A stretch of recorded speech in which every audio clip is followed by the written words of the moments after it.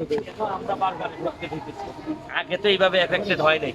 তো বন্যা এখন যেহেতু পানি আমাদের ঘরে, এই জন্য এইসব আলোচনা কম করে আমরা আপাতত ত্রাণ সহযোগিতায় আছি।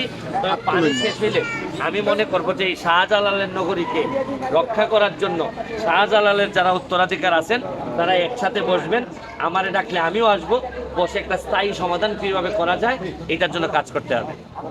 আচ্ছা ভাই ভাই একটা বিষয়, সেটা হচ্ছে আমরা দেখছি যে বন্যায় তো আসলে রাজনৈতিক দলগুলো আসলে সবার আগে ঝাঁপিয়ে পড়ে আমরা দেখেছি, কিন্তু এবার আওয়ামী লীগ বিএনপি, বিশেষ করে আওয়ামী লীগ ক্ষমতাসীন দল, তাদের কোন নেতা কর্মী কোন সংগঠন বা আমরা নামতে দেখিনি, এটা আসলে কি বলবেন? এখন এটা তো দলীয় সিদ্ধান্ত। ধরেন আমি নিজেও যে আসছি, আমি তো আওয়ামী লীগের লোক হিসাবে আলাদা আসছি। আপনি যেটা বলতেছেন দলগতভাবে, সরকার যেহেতু আছে, সরকারের এখানে সরকার তো সেন্ট্রালি থাকে। ধরেন এখানে আমার মনে হয় যে স্থানীয় নেতৃবৃন্দ যারা যারা এখানের স্থানীয় নেতৃবৃন্দ, তারাই এই প্রবলেমটাকে সামনে তুলে ধরতে হবে ভালোভাবে, ব্যাপকভাবে, যে ওনারা কী পরিমাণে এফেক্টেড হয়েছে। বাই দা ওয়ে, আমি ত্রাণ মন্ত্রণালয়ের মাননীয় মন্ত্রীকেও আসতে দেখছি।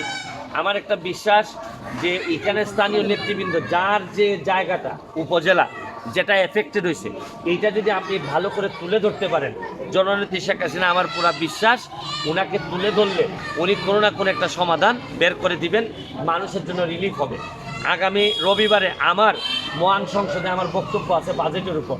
আমি এই বাজেটের উপর বক্তৃতাতেও যদিও আমার জেলাটা একেবারে সাইডে পড়ছে হবিগঞ্জে, তারপরও সিলেট সুনামগঞ্জের পক্ষে আমি কথা বলবো এবং নির্বিঘ্নে কথা বলবো এবং প্রেশার দিয়ে কথা বলবো যে এইটা এইভাবে চলতে পারে না। সিলেটকে প্রোটেকশন দেওয়ার জন্য সবাই একত্রিত হইতে হবে। এখন সিলেটের ব্যাপারে কোনো আওয়ামী লীগ বিএনপি জাতীয় পার্টি শোনা যাবে না, শোনা উচিত হবে না। সিলেটকে সেভ করার জন্য সবাই একসাথে ঝাঁপাই পড়তে হবে, এটা আমার পরিষ্কার বক্তব্য। আরেকটা বিষয়, প্রধানমন্ত্রী 2022 সালে ভয়াবহ বন্যার পর সিলেট সফর করেছিলেন, তিনি সুরমা খননের কথা বলেছিলেন, 2 বছরেও সেটি শেষ হয়নি। মানে এই জটিলতাগুলো সিলেট বিভাগের উন্নয়নের ক্ষেত্রে কেন আসলে এই জটিলতা? সিলেটের উন্নয়নের জটিলতা কেন জানেন? সিলেটের আমি সহ আমরা নেতারা হচ্ছে গিয়ে কিছুটা আমরা নিজেদের বাইরে চিন্তা করতে পারি না। যদি চিন্তা করতে পারতাম তাইলে 6 লেন হচ্ছে গিয়ে সারা বাংলাদেশে সবার পরে আমাদের 6 লেন, এখনও 6 লেনের কাজই শেষ হয় নাই। আমরা এর মধ্যে 2-3 জন অর্থমন্ত্রী পাইছি, আমাদের অর্থমন্ত্রীর মাধ্যমে টাকা ছাড় হয়েছে সব লেনে, কিন্তু সব জায়গায় হয়েছে, কিন্তু আমার এলাকায় 6 লেন হয় নাই। আপনাদের মনে আছে কিনা, কিছুদিন আগে বলছিলাম আমাদের এলাকার নেতারা যখন মন্ত্রী হন তখন দেখা যায় শ্বশুরবাড়ি সিলেটের বাইরে থাকে, যার কারণে শ্বশুরবাড়ির উন্নয়ন করতে করতে আর সিলেটের কথা অত মনে থাকে না। তবে আমি ভাই মন্ত্রী তো হই নাই, এমপি হিসাবে আমি এলাকায় বিয়ে করছি, এই জন্য আমার এলাকার মানুষ কম্পারেটিভলি একটু বেশি শান্তিতে আছে। Thank you. আপনি যে রবিবারে যে বক্তব্যটা রাখবেন, জি জি, সেখানে কি ইটনা মিটামনের বিষয়টা আসবে? আমি অবশ্যই বলবো। আমি কিন্তু বলছি না যে ইটনা মিটামইনের রাস্তার কারণে এই অবস্থা।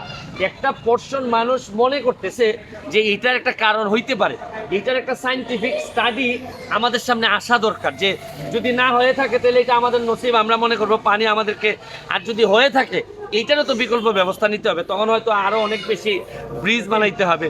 কী করা লাগবে এটা রাষ্ট্র বা সরকার জানে। থ্যাংক ইউ, ধন্যবাদ।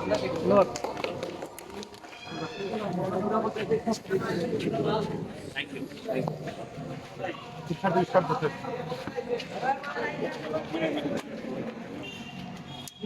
বন্যায় ক্ষতিগ্রস্তদের জন্য তার নিয়ে আসলেন ব্যারিস্টার সুমন, দেখতে পারতেছেন এই যে গাড়ি, দিকে তানের গাড়ি।